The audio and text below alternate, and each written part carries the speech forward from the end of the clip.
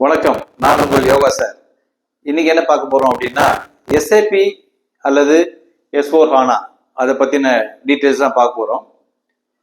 நீங்க உலகத்திலேயே, அதாவது இஆர்பின்னு ஒரு சொல்லுவாங்க. இஆர்பின்னா என்னன்னா, எல்லா கம்பெனிகளும் யூஸ் பண்றக்கூடிய சாஃப்ட்வேர் தான் வந்து இஆர்பி, என்டர்பிரைஸ் ரிசோர்ஸ் பிளானிங் அப்படின்னு சொல்லுவாங்க.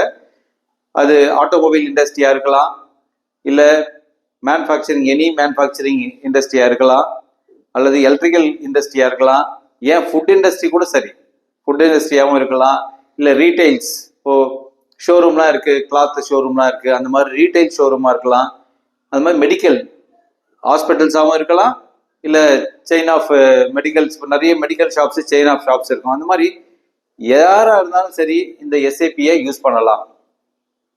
அந்த மாதிரி ஒரு அருமையான சாஃப்ட்வேர். அதுலேயே இன்னும் எஸ்ஏபியோட இது என்னன்னா, வேர்ல்டுல எல்லா கண்ட்ரிலும் யூஸ் பண்ணக்கூடிய ஃபேமஸான இஆர்பி எதுனா எஸ்ஏபி. எந்த கண்ட்ரி போனீங்கனாலும் கிடைக்கும். ஜாப் கூட சரி, எந்த கண்ட்ரி போனாலுமே உங்களுக்கு வந்து ஜாப் ஆப்பர்ச்சுனிட்டிஸ் ரொம்ப ஈஸியாக கிடைக்கும். அதான் ஒரு பெரிய ஸ்பெஷாலிட்டி. சரி, அதை பற்றி கொஞ்சம் டீப்பாக உள்ள போய் பார்க்கலாம். இந்த எஸ்ஏபி சாஃப்ட்வேர் பார்த்தீங்கன்னா, அது ஒரு சிங்கிள். இப்போ நான் வந்து எஸ்ஏபி கற்றுக்கணும் அப்படின்னு நினைக்கிறேன்னா, நான் என்டையர் எஸ்ஏபிலாம் கற்றுக்க முடியாது.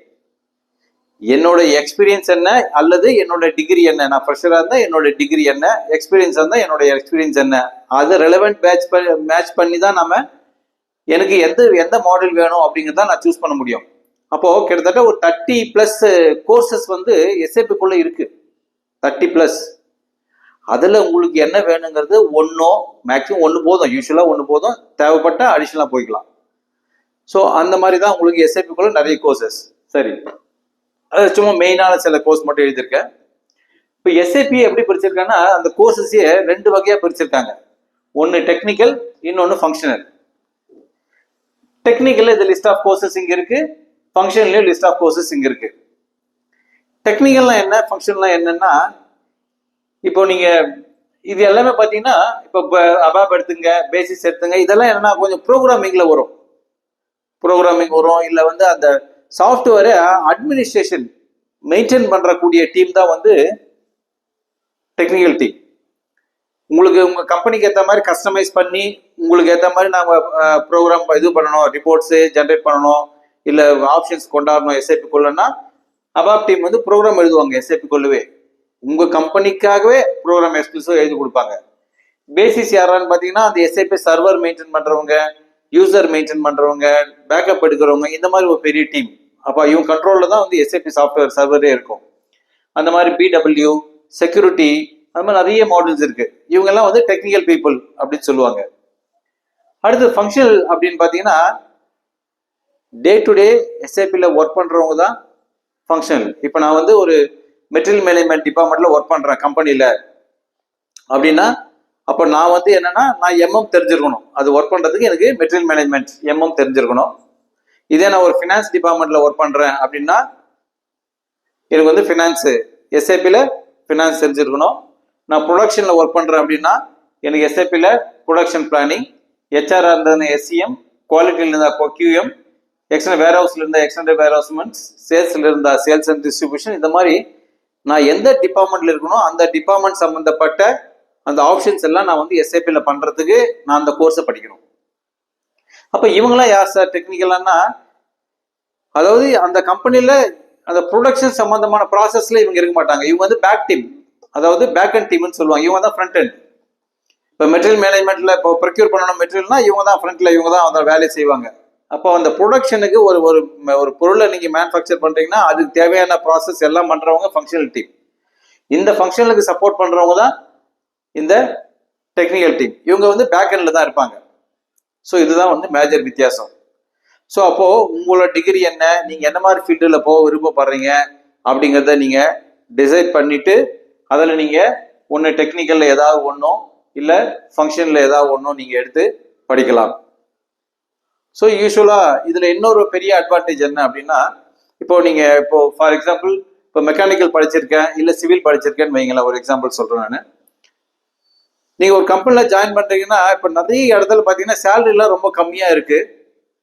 ரெண்டாவது, ஒரு பெர்மனன்ட் எல்லாம் வந்து உங்களை வந்து ஆக்கிறதுக்கே ரொம்ப கஷ்டம். ஒரு 1 இயர் முடிஞ்ச உடனே உங்களை வந்து இன்டர்ன்ஷிப் மாதிரி எடுப்பாங்க. 1 இயர் முடிஞ்ச உடனே வேற கம்பெனி போவீங்க. அங்க ஒரு 1 இயர் முடிஞ்ச உடனே மாறி மாறி போறீங்க. அடுத்து சேலரியும் பெருசா வந்து க்ரோ இல்லை. மெக்கானிக்கலா இருக்கலாம், சிவிலா இருக்கலாம், அந்த மாதிரிலாம் இப்போ இண்டஸ்ட்ரியில் நிறைய நடக்குது.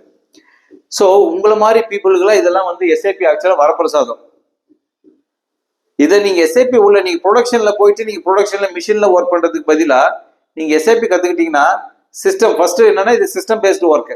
அது எந்த இதுவான டெக்னிக்கலா ஃபங்க்ஷனலா இருக்கும். பியூரா நீங்க கம்ப்யூட்டர்ல உட்காந்து ஐடி பீப்புள் எப்படி ஒர்க் பண்றாங்களோ ஒயிட் காலர் ஜாப் தான் இது. அது ஒரு பெரிய அட்வான்டேஜ். நெக்ஸ்ட் பேக்கேஜ்ல இன்னைக்கு எஸ்ஐபிலாம் நிறைய கொடுக்க ஆரம்பிச்சிட்டாங்க. ஒரு 5 வருஷம் ஒர்க் பண்றீங்க அப்படின்னா ரொம்ப ஈஸியா 15 lakhs 20 lakhs எல்லாம் ரொம்ப ஈஸியா வாங்கலாம் 5 வருஷத்துல.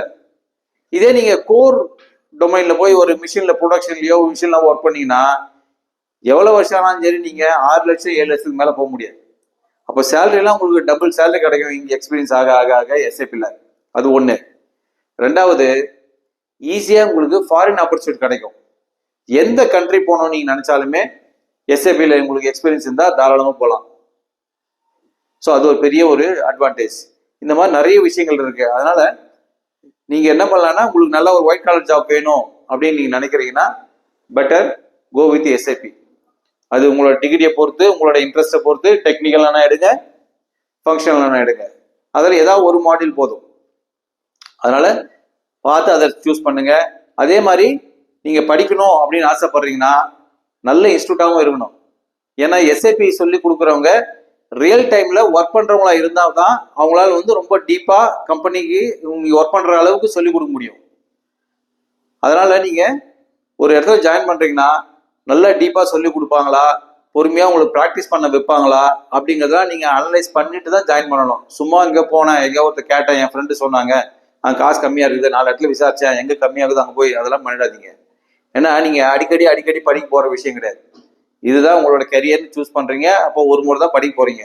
அப்போ ஒரு முறை படிக்கிறது காசு முன்ன பின்ன ஆனாலுமே நல்ல இடமா, நல்லா சொல்லி கொடுக்குற இடமா பார்த்து ஜாயின் பண்ணுங்க. அதுதான் முக்கியம். So all the best. உங்களுக்கு எஸ்ஐபி படிக்கிறதுக்கு உங்களுக்கு ஏதாவது சப்போர்ட் தேவைப்பட்டுச்சுன்னா என்னோட கான்டாக்ட் பண்ணுங்க எனி டைம்.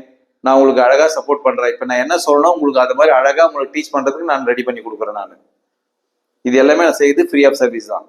நன்றி, வணக்கம். நான் உங்கள் யோகா சார்.